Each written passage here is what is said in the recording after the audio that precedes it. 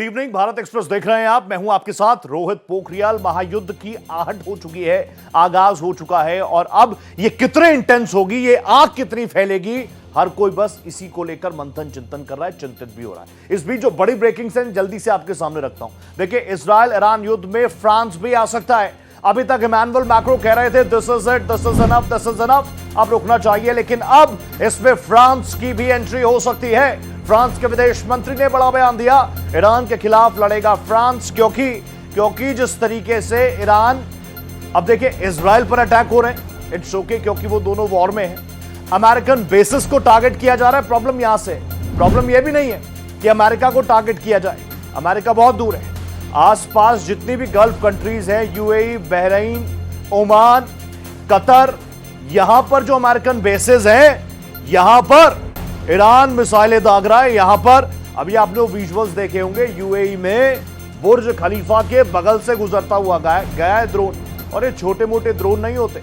Bharat express, Bharat की smart जनता है, वो जानती है इन ड्रोन्स में बॉम्ब्स प्लांटेड होते हैं, आरडीएक्स प्लांटेड होते हैं, और ये बहुत बड़ा नुकसान करते हैं। बुर्ज खलीफा के बगल से गुजरा, ऐसे में स्थानीय जो अनस्टेबिलिटी है, जो डर का माहौल है, उन चीजों को देखते हुए अब फ्रांस भी कह रहा है कि हमें उतरना पड़ेगा, we have no choice left. अब आप देख लीजिए, Israeli defence forces, American intelligence, American forces, और अब यूके, ब्रिटेन भी कह रहा है कि हमें उतरना पड़ेगा, क्योंकि जो हमारे एलाइज हैं उनको सेफ्टी सिक्योरिटी प्रदान करना हमारा कमिटमेंट है।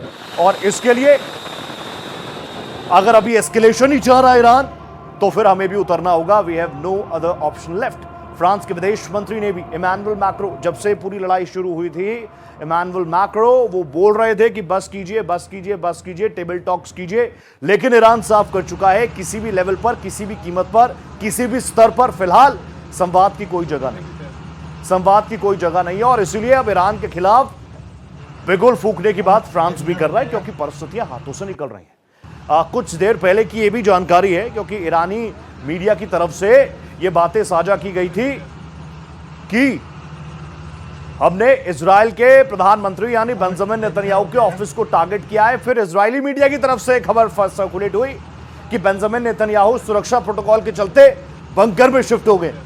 यानी अभी आप देख लीजिए, इंटेंसिटी बहुत ज्यादा है, बहुत जल्दी और बहुत आसानी से, क्योंकि ईरान के राष्ट्रपति पज़ेश्कियान ये साफ कर चुके हैं कि अब एक तो ईरान कभी पहले हमला करता नहीं है, दूसरा अपने हमारे सुप्रीमो को मार दिया है, अब हमारे टारगेट पर यूएसएस अब्राहम लिंकन भी होगा, इजराइल भी होगा।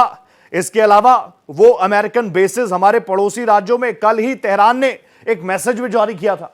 उन्होंने कहा था कि तेहरान अपने भाइयों और बहनों की सिक्योरिटी के लिए प्रतिबद्ध है, हमारी लड़ाई आपसे नहीं है, हमारी लड़ाई हमारे उन दुश्मनों से है जो हमसे वादे कुछ और करते हैं, जो हमें टेबल टॉक्स पर लाना चाह रहे हैं और फिर एकाएक हमारे खिलाफ जंग छेड़ रहे हैं, एकाएक तेहरान को दहला रहे हैं, हमारे सुप्रीमो को मौत के घाट उतार दिया है, हमारे टॉप कमांडर्स को टारगेट पर रखा है, टॉप लीडर्स को टारगेट पर रखा है। एक चीज बिल्कुल साफ है, ये महायुद्ध की महज आहट नहीं है, आहट होती है बहुत धीरे। अब तो आप देख लीजिए, जहां पर भी आप देखेंगे, एक तो पूरा मिडिल ईस्ट में अभी कुछ देर पहले की ब्रेकिंग में ये भी देख रहा था कि हिजबुल्लाह भी रॉकेट लॉन्च कर रहा है। तो आप समझ सकते हैं इंटेंसिटी धीरे धीरे धीरे धीरे धीरे कितनी ज्यादा होती जा रही है।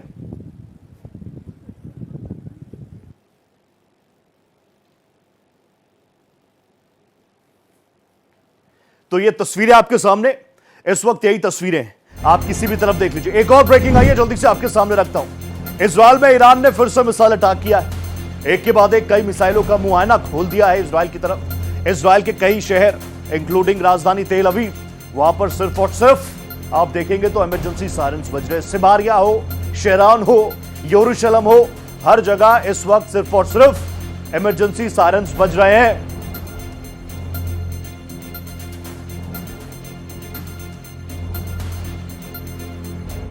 तो इंटेंसिटी बहुत ज्यादा है, महायुद्ध का आगाज हो गया है। मुझसे ज्यादा इंटेलेक्चुअल्स मेरे साथ इस वक्त जुड़ चुके हैं, मैं खुद एक स्टूडेंट की तरह उनसे संवाद करता हूं। मेरे साथ बहुत ही जाना माना face, renowned face, major general retired doctor Rajan Kochar sir जुड़ चुके हैं। राजन सर, आपको नमस्ते कर रहा हूं, गुड इवनिंग कर रहा हूं। और मेरे साथ मेरे को जानकारी है, अभी इकोनॉमिस्ट भी जुड़ेंगे, फॉरेन एक्सपर्ट भी जुड़ेंगे, और मेरे साथ इस वक्त हुसैन शेख साहब भी जुड़ चुके हैं, जो ईरान को समझते हैं, वहां की पॉलिसीज को भी समझते हैं। वैसे तो ग्लोबल टॉपिक्स पर वो बात रखते हैं, लेकिन आज एक ईरान एक्सपर्ट के तौर पर वो मेरे साथ जुड़े हैं। हुसैन साहब, आपका इस्तकबाल है, नमस्ते कर रहा हूं आपको। मैं शुरुआत कोचर सर आपके साथ ही कर रहा हूं। जनरल, मैं आपसे समझना चाहूंगा, कल भी आपने मेरे कई सवालों के जवाब दिए थे। आज इंटेंस, और आपने ये भी कहा था कि आने वाले 1 हफ्ते, 2 हफ्ते, 3 हफ्ते काफी ज्यादा क्रिटिकल हो सकते हैं। किस दिशा में चीजें आगे बढ़ रही है? क्योंकि खामनेई के खात्मे के बाद लग रहा था कि चीजें शायद थोड़ी डीएस्केलेशन की तरफ जाएं, लेकिन ऐसा है नहीं।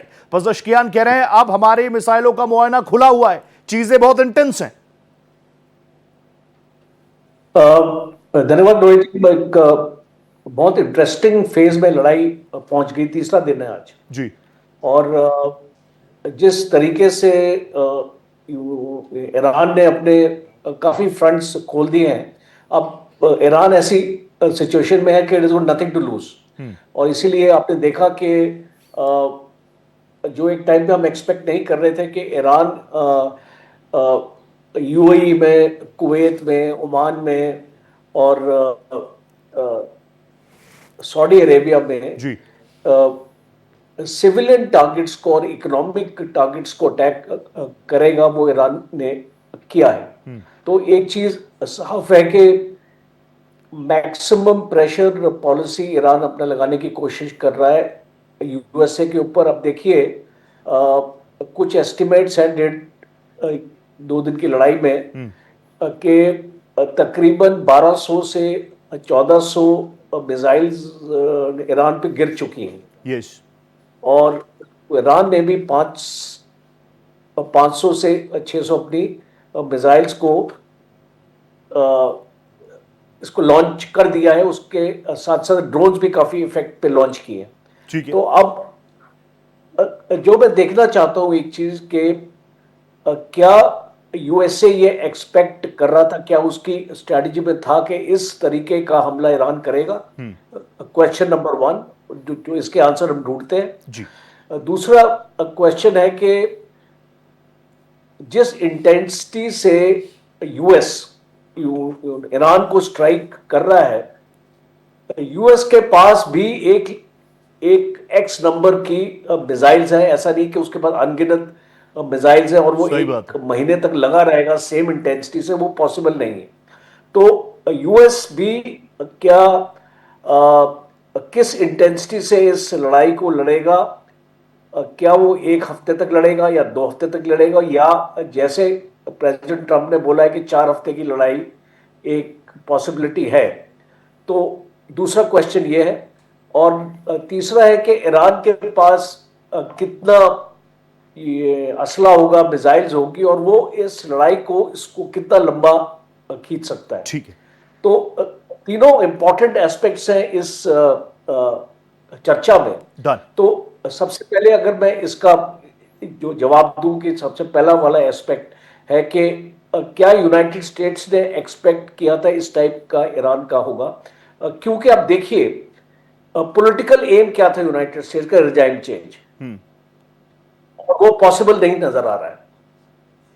तो बहुत क्लियर है कि मुझे ऐसा लगता है कि यूनाइटेड स्टेट्स को संज्ञान था कि उनको एक ये फैक्ट पता था कि वो बाहर से मिसाइल्स और ड्रोन्स के थ्रू और अपने फाइटर प्लेन्स के थ्रू रिजाइम चेंज नहीं कर पाएंगे। बिकॉज एक लीडरशिप को आपने खत्म कर दिया, एक पूरी लाइन को खत्म कर दिया, दूसरी लाइन खड़ी हो गई है, दूसरे को खत्म करोगे तीसरी खड़ी हो जाएगी। ठीक है। तो रिजाइम तो नहीं चेंज हुआ ना, लीडरशिप ही चेंज हुआ ना। हाँ, सही है। तो आई थिंक इसको उस मकसद में शायद अमेरिका कामयाब नहीं होगा। ओके। दूसरा है कि इसको अमेरिका कब तक लड़ेगा? देखिए, अगर इसको इस इंटेंसिटी से अमेरिका अगर इसको करता रहेगा, और दूसरा एक चीज और भी है, देखिए उसके एयरक्राफ्ट कैरियर्स है, वो अनगिनत टाइम पे तो सी में नहीं रह सकते, बिकॉज वो मेंटेनेंस चाहिए, उसको बहुत सारी चीजें चाहिए। हाँ। तो इसीलिए प्रेसिडेंट ट्रंप ने मैक्सिमम 1 महीने का टाइम दिया, उससे ज्यादा अमेरिका इस लड़ाई को खींच नहीं पाएगा। ठीक है। और लास्ट क्वेश्चन मैं आपको आंसर करता हूं कि ईरान के पास कितना दम है? इसको मुझे लगता है कि ईरान इसको आराम से 1 महीने तक लड़ाई को खींच लेगा, और उसके पूरे अंडरग्राउंड मिसाइल सिटीज है और उसके पास प्रोडक्शन कैपेबिलिटी है कि जैसे कि वो अपने ड्रोन इस्तेमाल कर रहा है, उसके पास प्रोडक्शन कैपेबिलिटी है। जैसे आ रहा हूं कोचर सर वापस आपके पास। एक बड़ी खबर और आई है। अभी मैं आपको बता दूं, ईरान में अब तक 555 लोगों की मौत हुई है। इजराइल अमेरिका हमलों में अब तक 555 लोगों की मौत हुई है। जंग को लेकर ये बहुत बड़ी खबर है। कैजुअलिटीज का आंकड़ा आना अब शुरू हो गया है। सिंपल बात है, ना वॉर आसान चीज है, क्योंकि उसको खींचने के लिए सारे एम्युनिशंस भी चाहिए, इक्विपमेंट्स भी चाहिए। और दूसरी बात यह है, अभी जो कोचर सर बता रहे हैं मकसद क्या था इस पूरे अटैक का, उस दिशा में कितना आगे और कितनी इंटेंसिटी के साथ अमेरिका रहने वाला है। मैं आपको एक चीज जल्दी से बताता हूं, ये तो ब्रेकिंग है, कैजुअलिटीज का आंकड़ा आएगा। जिस तरह के इंटेंसिटी वाले अटैक्स हो रहे हैं उसमें यह आंकड़ा बहुत जल्दी बढ़ भी सकता है। जब तक मैं आपको यह आंकड़ा बताऊं, और ऐसा तो है नहीं कहीं से कोई ऑफिशियल आ रहा हो, अभी तक चीजें छन कर आ ही रही हैं। मैं जल्दी से हुसैन सर आपके पास आ गया। हुसैन सर प्लीज आप मुझे बता दीजिए, कोचर सर ने तो अपना पहला जो रिमार्क दिया मुझे वो बहुत स्ट्रांग दिया, मकसद ऑब्वियसली, लेकिन मैं आपसे जानना चाहूंगा कि हर कोई ये सोच रहा था कि खामनेई को एलिमिनेट किया, अब चीजें कुछ बेहतर तरीके से आगे बढ़ेंगी, लेकिन चीजें तो और इंटेंसिफाई हो रही हैं।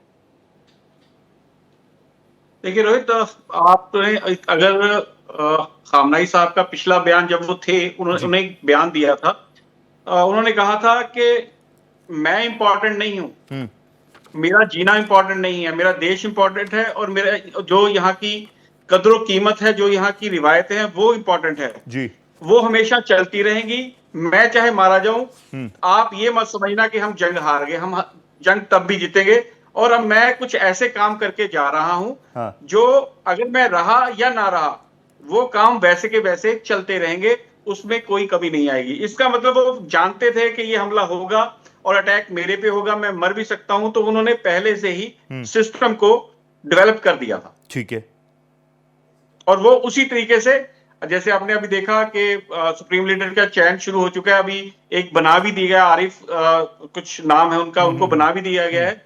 और एक चीज मैं आपको बता दूं, अगर आप पीछे जाएंगे, इनसे खामनेई से पहले खुमैनी साहब थे जी। खुमैनी साहब का अगर आप माइंडसेट देखें और खामनेई साहब का माइंडसेट देखें, दोनों का एक था।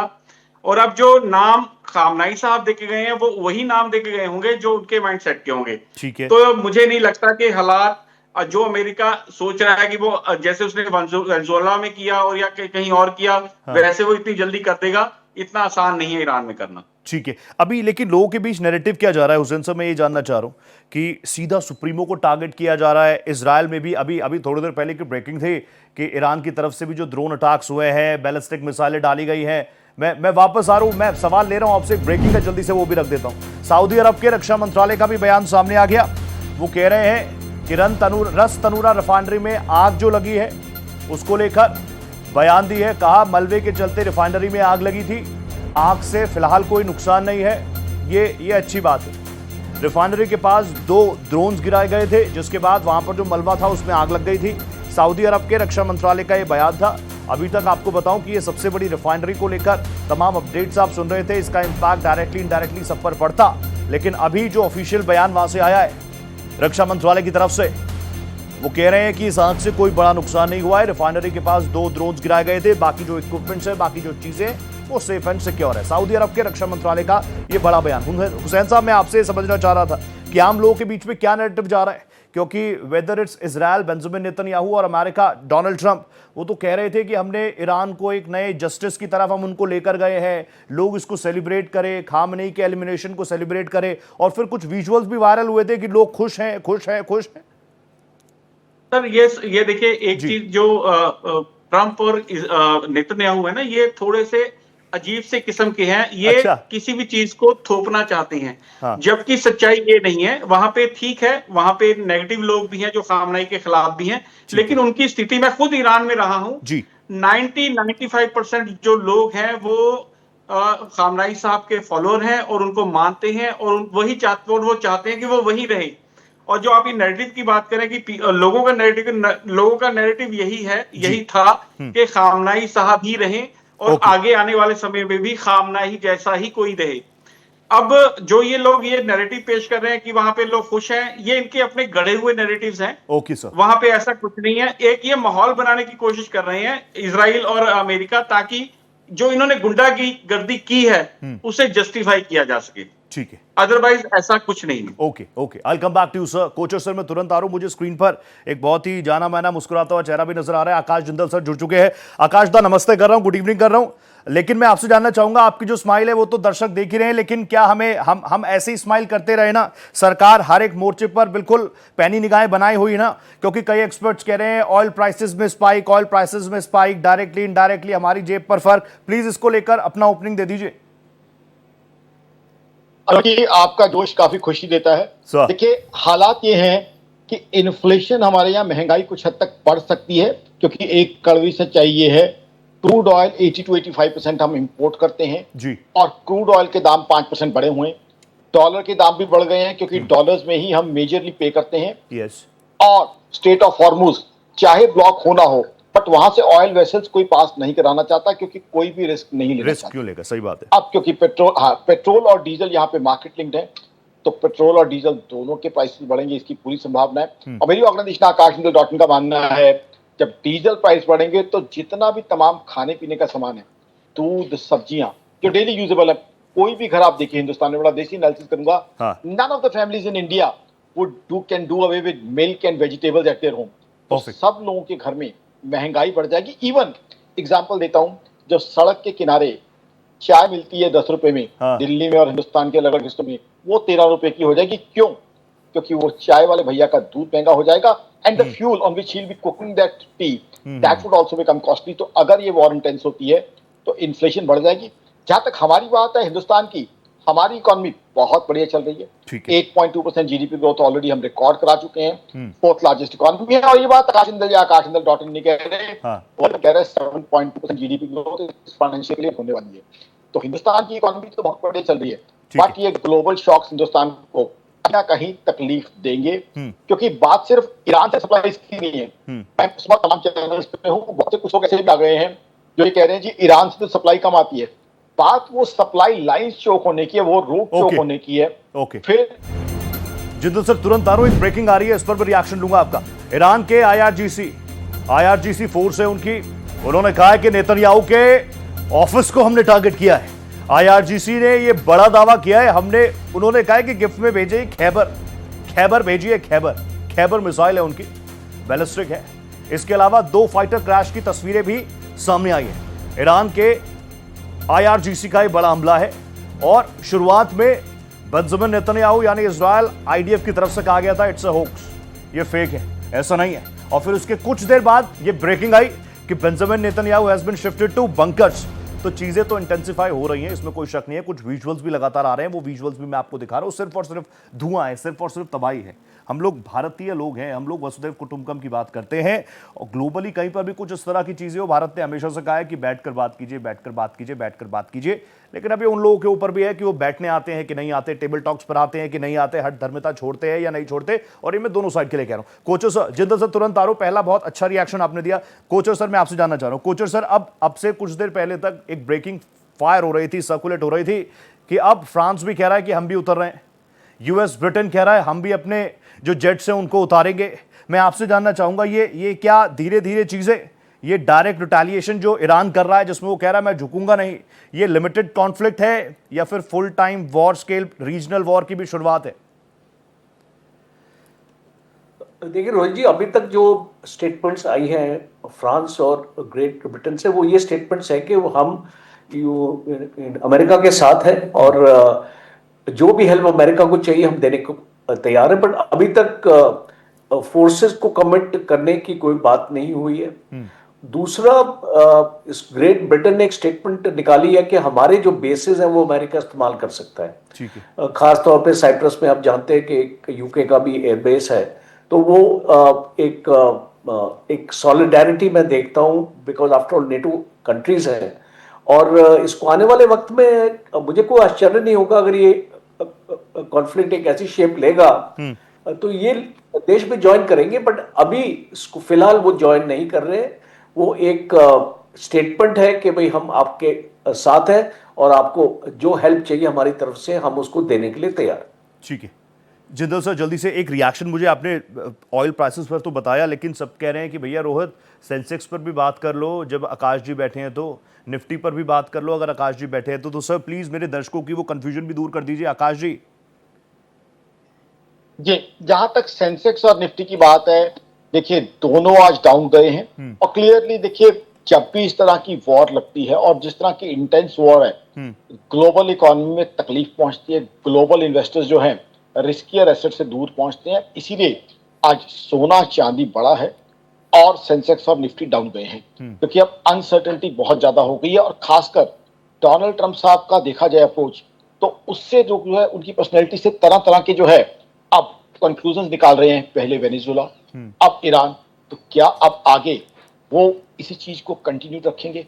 अगर रखेंगे तो ग्लोबल इकोनॉमी का क्या होगा? अब जिस तरीके से अब ईरान ने रिस्पॉन्ड किया है, जिस तरीके से उन्होंने रिटेलिएट किया है, वो ग्लोबल इकोनॉमी को किधर ले जाएगा? जो ये वॉर है वो जाहिर सी बात है इक्विटीज के लिए बहुत बहुत घातक है। ओके सर, ब्रेकिंग आ गई, जल्दी से बता रहा हूँ। न्यूज एजेंसी रॉयटर्स क्या कह रही है, उनके हवाले से एक बड़ा अपडेट आया, वो जल्दी से बताता हूँ। कुवैत ने गलती से 3 अमार की जेट गिरा दिए। अमेरिका के 3F-15E लड़ाकू विमान गिराए गए हैं ओमान में, कुवैत में माफ कीजिएगा। कुवैत एयर डिफेंस ने गलती से मार गिराया, ऐसा क्लैरिफिकेशन भी आया है। लेकिन इसमें अमेरिका के लिए गुड न्यूज ये है कि इसमें जो सवार थे वो बिल्कुल सेफ, वक्त रहते उन्होंने खुद को इजेक्ट कर लिया होगा। कुवैत ने गलती से 3 अमेरिकी जेट गिरा दिए हैं, 3F-15E लड़ाकू विमान गिराए हैं और वहां से क्लैरिफिकेशन भी आया। कुवैत एयर डिफेंस ने गलती से मार गिराए हैं, ये अमेरिकी फाइटर जेट्स थे, 3 थे। इसमें जो क्रू मेंबर्स थे वो सेफ है, राइटर्स की तरफ से ये बड़ी खबर आई है। मैं हुसैन सर आपके पास आ गया। हुसैन सर, अब कई सारे नाम है, whether it's Qatar, Bahrain, Saudi, Oman, हर जगह वहां पर टारगेट हो रहे हैं और बहुत अग्रेसिव अंदाज में टारगेट किए जा रहे हैं। शुरुआती दौर में ऐसी भी बातें आई थी ईरान की तरफ से कि ये एक तरीके से इस्लामिक सोच और उस पर यह हमला था, और बाकी जो इस्लामिक राष्ट्र थे जिनमें हमेशा से, देखिए आप तो ज़्यादा जानते हैं मुझसे और आप लोगों से मैं सीखता हूँ, सुनता हूँ, समझता हूँ, जो खलीफा बनने की होड़ थी उस दिशा में भी बाकी लोग कुछ नहीं कह रहे, बिल्कुल चुप हैं, अमेरिका के साथ खड़े नजर आ रहे हैं। अलग थलग क्यों पड़ गया ईरान?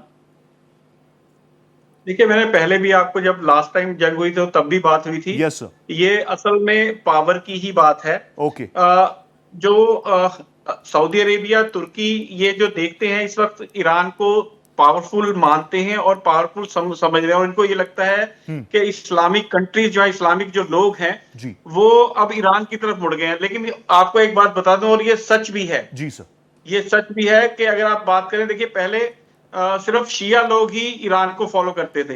हाँ। लेकिन आज की स्थिति ये है कि कल जो है पंजाब में, दिल्ली में, आप अगर भारत के अलग अलग हिस्सों में लगाए तो सुन्नी शिया सबने मिलकर इसका विरोध किया और खामनेई साहब की मौत का दुख जताया है। तो कहीं ना कहीं ये इस्लामिक कंट्रीज को डर है कि जो हमारी, क्योंकि बार बार एक बात आ रही थी कि 56 बहनों का एक भाई है ईरान, बाकी सारी बहनें हैं, ईरान भाई है। और वही दम दिखा रहा है। जो बहनों वाला मसला आ गया था, उनकी बेइज्जती हो रही थी, अब वो ये चाहते हैं कि ईरान को किसी ना किसी तरीके से खत्म कर दिया जाए या दबा दिया जाए, ताकि जो हमारी ये बेइज्जती हो रही है, जो ये हमारा दबदबा खत्म हो रहा है, वो कायम रहे। तो ये जो बटाव था, क्या इस वजह से इतना बड़ा नुकसान ईरान को हुआ? जी, पार्डन, आवाज कट गई आपकी। ये जो बंटवारा है इस्लामिक राष्ट्रों में, आपको नहीं लगता कि ये बंटवारा, ये तो कई सारी चीजें इंडिकेट कर रहा है ना, आज ईरान है, कल कोई और भी हो सकता है, ये इसको लेकर कोई बात नहीं कर रहा? ये बिल्कुल सच है। लेकिन देखिए, मैंने आपसे पिछली बार भी कहा था, ये 2-3 चीजें हैं जो वर्क करती हैं। पहला जो है दबदबा, दूसरा तेल है, और तीसरा जो है सुन्नी शिया कॉन्फ्लिक्ट भी माना जाता है। क्योंकि आप जानते हैं कि सुन्नी शिया जो मुल्क है उसमें आपस में जो हमेशा तनातनी बनी रहती है। ये भी एक कारण है। जो अमेरिका है वो इसको, सऊदी अरेबिया को, तुर्की को ये बात कह के डराता रहता है कि अगर ईरान आ गया तो आपका जो दबदबा है, जो आपका वर्चस्व है, वो खत्म हो जाएगा। ये चीजें देखिए, एक आप अगर राज्य तौर पे या राजा के तौर पे सोचेंगे तो ये चीजें काउंट करती हैं। ओके। कोचर सर मैं तुरंत आ रहा हूं आपके पास। कोचर सर, मैं आपसे ये भी जानना चाहूंगा, अगर ब्रेकिंग होगी तो मुझे आपको रोकना पड़ेगा, लेकिन मेरा एक ब्रेकिंग है, पहले वो ले लेता हूं, फिर कोचर सर तुरंत आ रहा हूं आपके पास। बड़ी ब्रेकिंग क्या है वो जल्दी से आपके सामने रख देता हूं। देखिए, हिजबुल्लाह के बड़े आतंकी संगठन पर, एक बड़े ट्रूप पर आईडीएफ इजरायली डिफेंस फोर्सेस ने अटैक किया है बैरूत में इन स्ट्राइक्स को अंजाम दिया गया है। क्योंकि मैं आपको बोल रहा था, हूती हो, हिजबुल्ला हो, जो प्रॉक्सीज हो, जिसको लेकर इजरायल हमेशा से कहता आया है कि भैया प्रॉब्लम सिर्फ ईरान से थोड़ी है। हिजबुल्ला को सपोर्ट कौन कर रहा है, हमारे खिलाफ प्रॉक्सी कौन कर रहा है, हमास को कौन सपोर्ट कर रहा है, तो लड़ाइयां यहां से शुरू हैं। मैं प्लीज कोचो सर आपके पास आ गए। कोचो सर, अभी ब्रेकिंग चल रही थी कि सऊदी रिफाइनरी पर ड्रोन अटैक हुआ, बहुत बड़ी आग लग गई। हालांकि वहां से अभी क्लैरिफिकेशन आया कि बहुत ज्यादा आग नहीं है, चीजें कंट्रोल में है। लेकिन मैं ये जानना चाहूंगा, जो ड्रोन स्ट्राइक थी ईरान की सऊदी पर, ये ईरान का कैलिब्रेटेड मैसेज था या फिर ये एस्केलेशन था, बस इतना ही था? देखिए, ये आउटवर्डली सऊदी अरेबिया एक फ्रंट, एक नैरेटिव सऊदी अरेबिया ने पेश किया था कि वो ईरान को इस लड़ाई में इसको यूएस को सपोर्ट नहीं करता है। वो उसने अपना आपका एयर स्पेस भी इसको मना किया था कि हम अपना एयर स्पेस भी इस्तेमाल नहीं करने देंगे यूएस को जी। पर इनवर्डली जो इसको अंदर की जो चीज है उसमें वो अमेरिका को उकसा रहा था इस लड़ाई को शुरू करने के लिए। और ये चीज छुपी नहीं है। देखिए, अब काफी सालों से आपने देखा कि इनके डिप्लोमेटिक रिलेशंस में नहीं थी। चाइना इनको साथ लेके आया था और उसके बाद इनकी एम्बेसी शुरू हुई थी। पहले इनकी एम्बेसी के ऊपर भी अटैक हुआ था।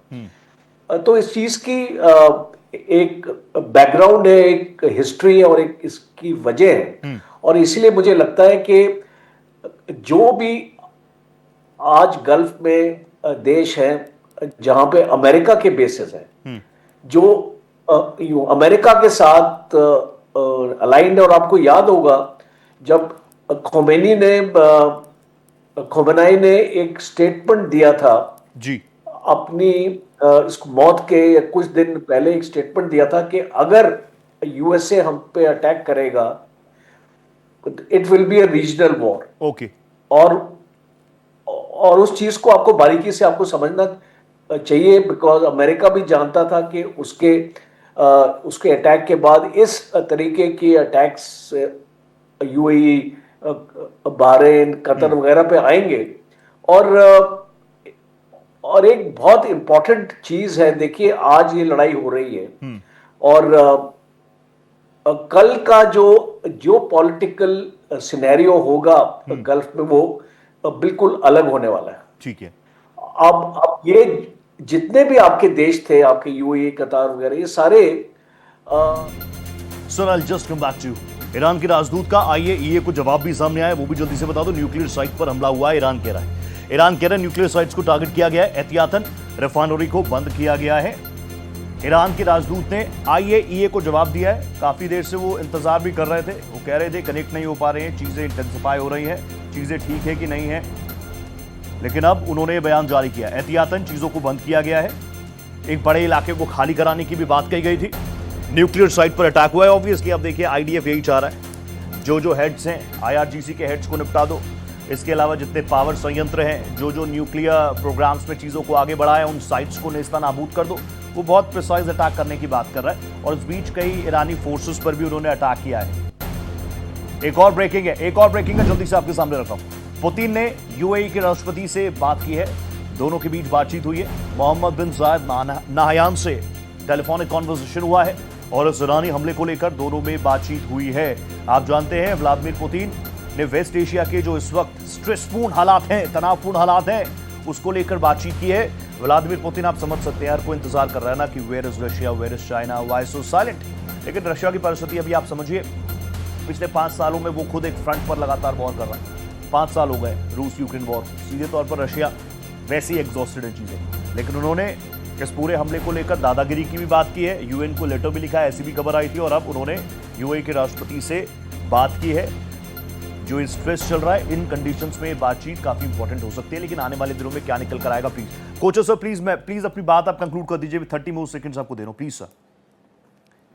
हाँ, तो मैं एक्चुअली बता रहा था आपको कि ये बदलाव अभी हम देखेंगे इस लड़ाई के बाद। आप इसको देखेंगे कि जिस टाइप की सॉलिडारिटी हमको दिखती थी मुस्लिम कंट्रीज की यहाँ पे, जैसे कि जीसीसी के हिस्से थे, वो आपके आईओसी के हिस्से थे, आपस में बातचीत होती थी, एक रिलेशनशिप थी इन देशों की, इस अटैक के बाद ये रिलेशनशिप वैसी नहीं रहेगी। दूसरी इंपॉर्टेंट लास्ट चीज मैं बताना चाहूंगा कि अब यूएई और ये कंट्रीज ने रियलाइज कर लिया कि अमेरिका का एयरबेस रखना उनको सुरक्षा प्रोवाइड नहीं कर सकता है, उनको अपनी सुरक्षा खुद करनी पड़ेगी। और अभी आप देखेंगे कि हर एक देश अपना एयर डिफेंस आर्किटेक्चर को मजबूत करेगा। सही बात है, सही बात है। एक वक्त पर हम सोचते थे कि भाई कई ऐसे राष्ट्र हैं जो इतने तेल से इतने भरे हुए हैं, उनकी फोर्सेस ही नहीं है, ना के बराबर है, क्योंकि उनको यूएस यूके जैसे राष्ट्र कहते हैं कि आप पैसा कमाइए, तेल निकालिए, पैसा कमाइए, बिजनेस कीजिए, इंफ्रास्ट्रक्चर डेवलप कीजिए। अब वर्ल्ड वॉर 3 के भी कुछ विजुअल्स हैं, ये आप देख लीजिए। America, Israel, Britain, France, Germany एक साथ एक पैरामीटर्स में नजर आ रहे हैं। दूसरी तरफ आप देखिए ईरान, रूस, चीन। अभी मेरे एक साथी मुझे बता रहे थे कि जर्मनी तो कह रहा है कि हम ईरान का सपोर्ट करेंगे, इस चीज़ को भी क्लियर करेंगे, लेकिन ये चीज़ें बहुत इंटेंसिफाई हैं। हुसैन सर के पास मैं जा रहा हूँ। हुसैन सर प्लीज़ आप मुझे बताइए, ईरान के पास मतलब क्योंकि आप वहाँ पर भी रहे हैं, चीज़ों को, पॉलिसीज़ को आप वहाँ पर ज़्यादा पढ़ते हैं, कितना मिसाइल और ड्रोन स्टॉक पाइल हम देख सकते हैं? क्योंकि अभी कोचर सर भी बता रहे थे कि ईरान के पास अब खोने के लिए ज़्यादा कुछ है नहीं, तो वो फुल ताकत के साथ यहाँ पर रिटेलिएट कर ही रहा है। और अमेरिका ने एक टाइम बाउंड बांधा हुआ है कि भैया 20 डेज, 25 डेज, मैक्सिमम 30 डेज। देखिए रोहित, एक तो मैं पहली बात मेरी रह गई थी बीच में, प्लीज सर, जो ये आपने कहा था ना कि ये मुस्लिम देश क्यों नहीं पार्टिसिपेट कर रहे, उसके एक बात रहेगी। तो उसमें एक चीज और इम्पोर्टेंट है, एप्स्टीन फाइल की वजह से भी कुछ लोग चुप हैं। उसमें आप देख लीजिए कि सलमान बिन का नाम है, राइट, और भी बहुत सारे लोगों का नाम है जो इस बात की उनकी मजबूरी है कि वो चुप रहें। ये भी एक कारण है। एनीवे, अब आप अगली बात पे आते हैं जो आप अभी आपने सवाल पूछा कि कितना स्टॉक है। देखिए, अब ईरान के लिए जो भी गुंडागर्दी हुई है ईरान के ऊपर, अमेरिका और इजराइल ने किया, अब ये और गुंडागर्दी है कि 3 देश और साथ में आ गए हैं। आप शुरू से देख ले, जब से ये आया है आपका ट्रंप आया, तब से गुंडागर्दी, कभी भारत के साथ गुंडागर्दी करता है, कभी किसी के साथ करता है, कभी किसी के साथ करता है। तो अब भी ये ईरान के चीफ को मार देना, ईरान के प्रेसिडेंट को, सुप्रीम लीडर को मार देना, और मार नहीं देना, हत्या कर देनी, मैं ये हत्या लफ्ज यूज करूंगा। हुसैन साहब प्लीज आप ही बोलिएगा, क्योंकि कल जो उन्होंने पोस्ट किया इतना लंबा चौड़ा, उन्होंने लिखा इतिहास के सबसे क्रूएल आदमी को हमने मौत के घाट उतारा है। खामनेई साहब। सर देखिए रोहित जी, आप एक बात बताइए कि जो वेनेजुएला में हुआ वो क्रूएल्टी थी या नहीं थी?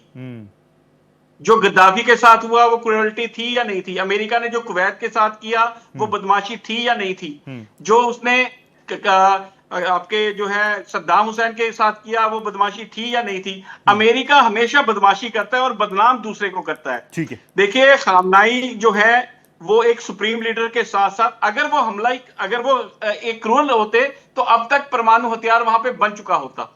उनकी स्टेटमेंट सदा एक ही स्टेटमेंट। आ रहा हूं, वापस आप ही के पास आ रहा हूं। अबू धाबी में 9 मार्च तक जो BAPS का हिंदू मंदिर था वो बंद रहेगा, क्योंकि बिकॉज ऑफ द कंडीशंस, श्रद्धालुओं के लिए बंद रहेगा। जंग के हालात को देखते हुए बड़ा फैसला लिया गया है, कोई रिस्क नहीं लेगा, और इसलिए अबू धाबी में जो BAPS का मंदिर है, जिसको बहुत शान के साथ अभी उद्घाटन हुआ था कुछ वक्त पहले, उसको श्रद्धालुओं के लिए बंद किया गया है। अबू धाबी प्रशासन की तरफ से ये बात ऑफिशियल की गई है। हुसैन साहब मैं आपके पास आ गया। हुसैन साहब, मैं यही चाहता हूं कि आप जैसे इंटेलेक्चुअल जब मेरे शो में आए ना, तो जो एक आम इंडियन के मन में सवाल चल रहा हो, जैसे आपने बताया कि अमेरिका ने खुद क्रूएल काम किया, वेदर इट्स वेनेजुएला और सद्दाम और इराक और लीबिया और सीरिया, बहुत लंबी फहरिस्त है, नाउ ईरान, अफगानिस्तान को भी कोई भूला नहीं। लेकिन मैं आपसे जानना चाहूंगा, ये नैरेटिव भी तो जनता के बीच में जाता है कि Iran, Khamenei, death to America, death to American, death to Israel. ये जब ये जनता के बीच में चीजें जा रही है, तो मैं चाहता हूं कि आप इसको भी क्लियर करें प्लीज। बिल्कुल रोहित जी, ये सिर्फ एक प्रोपेगेंडा है। अगर खामनाई गलत इंसान है, तो उसके पास भी परमाणु हथियार होना चाहिए था, वो बना चुका होता। वो आज तक सिर्फ एक ही बात, उन्होंने सरेआम ये बात, आप भी ये बात जानते हैं, उन्होंने सरेआम कही थी कि आप लोग जो परमाणु के ऊपर बंदिश लगाई गई थी, उनको कहा गया था कि आप आइए, आके हमारे देश में चेक कीजिए कि परमाणु हथियार बना रहे हैं या नहीं बना रहे। ये शरीफ आदमी करता है या बदमाश आदमी करता है? उन्होंने अपनी चेकिंग करवाई। और अब भी बात टूटी है, वो यहीं पे आगे टूटी है। वो परमाणु हथियार को लेके ये कह रहे थे बार बार कि हम नहीं बना रहे हैं, लेकिन फिर भी उनके ऊपर ये जंग थोपी गई। तीसरी बात जो इंपॉर्टेंट है, अभी तक ईरान ने कभी किसी पे जो है अटैक किया है, अमेरिका पे कभी अटैक किया है या इजराइल पे अटैक किया है? जब इजराइल अटैक करता है तो ईरान अटैक करता है, अपनी दिफा के लिए करता है, अपनी प्रोटेक्शन के लिए करता है। कभी उसने पहल नहीं की। वो भारत का दोस्त इसीलिए है क्योंकि वो भारत की सोच के साथ चलता है। यही कारण है कि जो आपका ट्रंप है या नेतन्याहू है, ये लोग जो हैं सिर्फ प्रोपेगेंडा करके उनको बदनाम कर रहे हैं कि वो आदमी गलत है, वो क्रूअल है। ऐसा कुछ नहीं है। आप इसके बारे में सिर्फ मुस्लिम लोगों से मत पूछिए, आप आम जनता से जाके पूछिए कि उन्होंने क्रूरल्टी की क्या है। आज तक ऐसी कोई क्रूरल्टी बताएं जिसमें उनका नाम आया हो, उन्होंने कोई आतंकवाद को बढ़ावा दिया हो, उन्होंने कोई ऐसी। हाँ, गजा के ऊपर मैं आपको फिर कहूंगा, गजा के लोगों को आपको पता करना पड़ेगा कि वो आतंकवादी हैं या नहीं है। उनके लिए वो आवाज उठाते रहे हैं। वो अब मरने से पहले भी कह के गए हैं कि ईरान जब तक जिंदा है वो गजा के लिए आवाज उठाता रहेगा। ठीक है, ठीक है। ये एक नैरेटिव है जो उनके प्रति नेगेटिव नैरेटिव गढ़ा जा रहा है। ऐसा कुछ भी नहीं है। और वहां की आवाम जो है, ये जो प्रोपेगेंडा है कि जी वहां के लोग खुश हैं, कुछ वीडियोस दिखाए जा रहे हैं, लेकिन जो बाकी वीडियोस हैं वो रोने के वीडियोस आ रहे हैं। इवन एंकर भी रो रहा है। तो इसका क्या मतलब दिया जाए कि वहां पर जो खामनाई साहब, मैंने पिछली बार भी आपसे एक बात बताई थी कि ईरान जो खामनाई साहब हैं वो सुप्रीम लीडर सिर्फ ईरान के नहीं है। डन। वो कम से कम 30 करोड़ लोगों के, 40 करोड़ शिया लोगों के जो है आयतुल्ला है। जो बात आप कह रहे हैं वही बातें निकल कर भी आ रही है जो लोग कैंडल मार्च निकाल रहे हैं। ईरान के आईएईए एम्बेसडर ने बात की है। उन्होंने बताया परमाणु साइट पर अटैक हुआ है, परमाणु साइट पर अटैक हुआ है। नतान्स, इससे पहले भी आपको याद होगा, अभी कुछ महीने पहले भी कहा था सब उड़ा दिया, सब खत्म कर दिया जो न्यूक्लियर प्रोग्राम है, B-2 बॉम्बर्स। इससे पहले भी आपने उस एयरक्राफ्ट की तस्वीरें देखी होगी कुछ महीने पहले, जब अमेरिका ने कहा B-2 बॉम्बर्स आ गए, कौन कौन से एयर स्पेस को यूज किया गया, कैसे आए। और शायद इसीलिए ईरान जो है वो अग्रेसिव अंदाज में, weather it's Qatar, Bahrain, Saudi, Oman और जो ये पूरी बेल्ट है इस पर जबरदस्त तरीके से मिसाइल अटैक कर रहा है, ड्रोन अटैक कर रहा है। मुझे कोचर सर के पास जाना पड़ेगा, तुरंत आ रहा हूँ आपके पास। कोचर सर, एक और ब्रेकिंग आ गई है, फिर बात कर रहा हूँ। ये ब्रेकिंग वापस रिपीट है। पुतिन ने यूएई के राष्ट्रपति से बात की है। मोहम्मद बिन जायद नाहयान से उन्होंने बात की है। जो वेस्ट एशिया में पूरा स्ट्रेस है, टेंशन है, उसको लेकर दोनों ही राष्ट्राध्यक्षों के बीच में टेलीफोनिक कन्वर्सेशन हुआ है। कोचर सर प्लीज, इस ब्रेकिंग पर हमारी टीम चाहती है इस ब्रेकिंग पर आपका एक्सपर्ट कमेंट जरूर आए, आपका एनालिसिस आए। व्लादिमीर पुतिन ने पहले ही दिन कह दिया था गलत है, गलत है, गलत है, दादागिरी हो रही है। फिर आज यूएई के राष्ट्रपति से बात की जाए और हर कोई पूछ रहा है, जैसे अभी ग्राफिक्स भी बीच में चल रहा है, आई एम नॉट श्योर आप उनको देख पा रहे हैं, जहां एक तरफ बताया जा रहा है कि इजराइल के साथ कौन कौन है और ईरान के साथ कौन है, और वहां पर दो राष्ट्रों के नाम हमें नजर आ रहे हैं, चाइना और रूस। लेकिन इसकी असल हकीकत क्या है, प्लीज आप मुझे बताइए। क्या चाइना और रूस वाकई ईरान के साथ हैं, सपोर्ट दे रहे हैं, और ये सपोर्ट किस स्तर का है? देखिए, मैं आपको एक चीज बता दूं कि आज भी मैं एक CNN न्यूज 18 में था, ये डिस्कस हुआ था इसी चीज के ऊपर, मैंने अपनी कमेंट्स दिए थे। देखिए, अब देखिए चाइना ने किस तरीके से ईरान की मदद करी है। आज अगर ये अमेरिका का जो बेस है और ये बहुत इंपॉर्टेंट है, ये बहरीन का, जहां पे उसका 5th फ्लीट है जी, और वहां पे अगर एक ड्रोन का अटैक हो सकता है और जिस तरीके का उसको वहां पे एयर डिफेंस है, तो इसका मतलब कि कुछ टेक्नोलॉजी है ईरान के पास जो इसको अमेरिका जिसको भाप नहीं पाया जी, और वो टेक्नोलॉजी चाइना से मिली है। और हम इसको एक मोज़ैक वॉरफेयर की तरफ भी लेके जा सकते हैं। और जिस तरीके से आपके ऑटोनोमस सिस्टम्स आपके डेवलप हो रहे हैं चाइना में, मुझे ये लगता है कि ईरान के पास भी ऐसे कुछ सिस्टम्स चाइना ने दिए हुए हैं। और लड़ाई में देखिए चाइना उतर के नहीं आएगा, रशिया उतर के नहीं आएगा। एक बड़ी ब्रेकिंग आ रही है कोचर सर, एक बड़ी ब्रेकिंग आ रही है।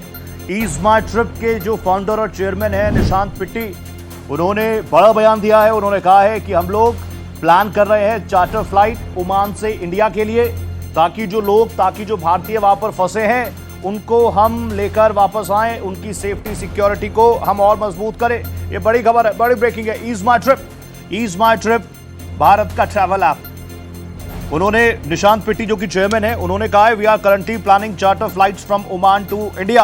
To help passenger travel safely and smoothly. ये अच्छी चीज है, अच्छी पहल है, और इससे पहले भी कई बार ईज माई ट्रिप इस तरह के काम करते आया है। ये बड़ी गुड न्यूज है उन लोगों के लिए जो शायद वहां पर फंसे हैं, जिनके पास ये मैसेज पहुंच रहे होंगे। भारत सरकार अपने लेवल पर भी काम कर रही है, इसके अलावा बाकी जो प्लेयर्स हैं वो भी आ रहे हैं इस वक्त पर अपना हाथ बढ़ा रहे हैं कि हम भी सरकार के साथ साथ आपकी मदद करने को पूरी तरीके से तैयार हैं। निशांत पिट्टी का ये बड़ा बयान। I repeat, we are currently planning charter flight from Oman to India to help passengers travel safely and smoothly. Ease My Trip Oman में फंसे भारतीयों की मदद करेगी। कोच सर प्लीज, मैं माफी के साथ आपको बीच में रोकता हूँ। I really never wanted to interrupt you. Please sir, please sir. मैं आपको ये बता रहा था कि चाइना और रशिया की हेल्प है।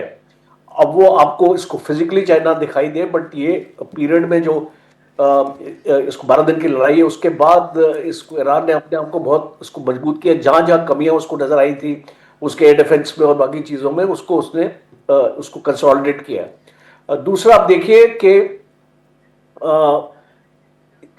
ये आने वाले वक्त में अभी ये जो रशिया का जो प्रेसिडेंट है, पुतिन की बात होती है यूएई से, बिकॉज आपका सवाल उसके ऊपर था।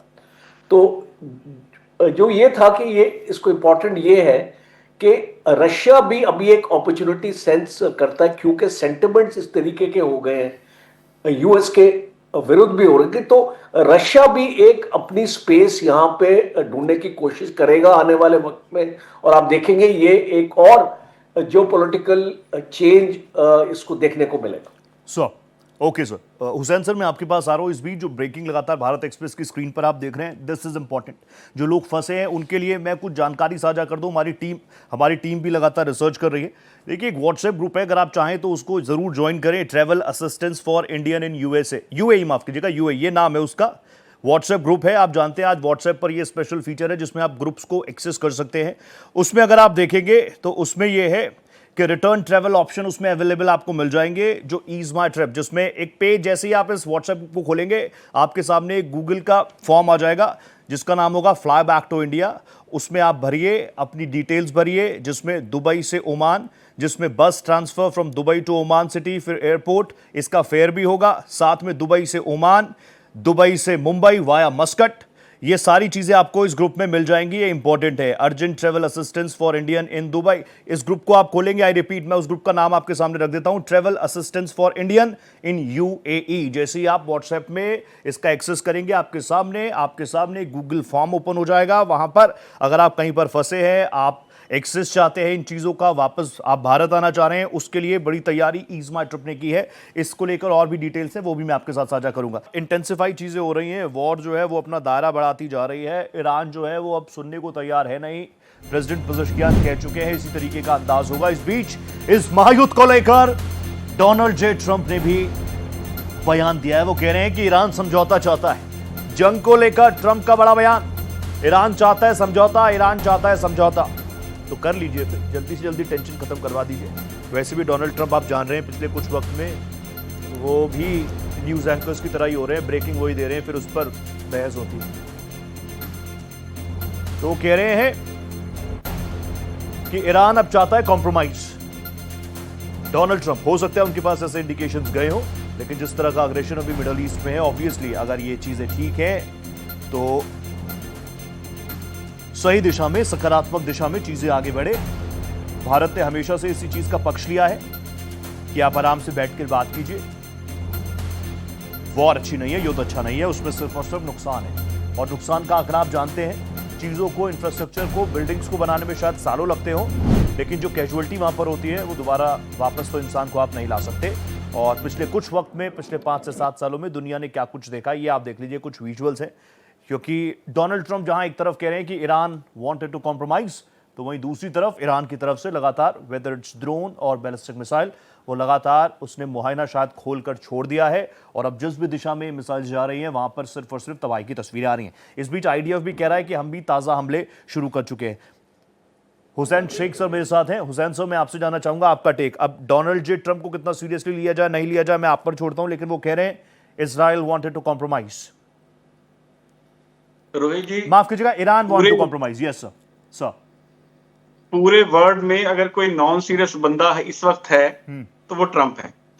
उसके आप बातें पिछले कुछ दिनों में सुन चुके हैं। कभी वो कहते हैं, देखिए भारत की जंग उन्होंने रुकवाई, वो कम से कम 30 बार कह चुके हैं। हाँ। मोदी जी इसका जवाब नहीं देते।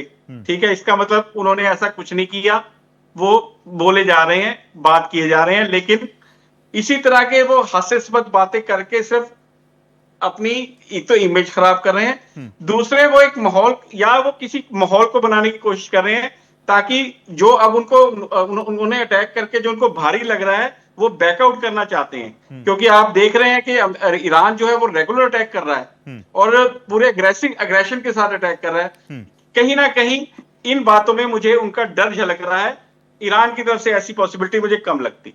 मैं एक चीज और आपसे पूछूं, अभी आपने बोला कि ईरान ने कभी हमला नहीं किया, मैं भी इस बात को कह रहा हूं, हाँ ईरान ने कभी किसी राष्ट्र के ऊपर हमला नहीं किया, वो अपनी बाउंड्रीज नहीं बढ़ाना चाहता जैसे कई राष्ट्र चाहते हैं, विस्तारवादी की नीति नहीं चलता, वो बस ये चाहते हैं कि ईरान सेफ रहे, सिक्योर रहे, ईरानी सेफ रहे, सिक्योर रहे। लेकिन इजराइल की तरफ से बार बार कहा नहीं गया कि प्रॉक्सीज तो वो कर ही रहा है, वेदर इट्स हिजबुल्ला और हुतीज, वो उनको फंड कर रहा है और इस वजह से हमें उनको एलिमिनेट करना पड़ रहा है, वो हमारे लिए चैलेंज है।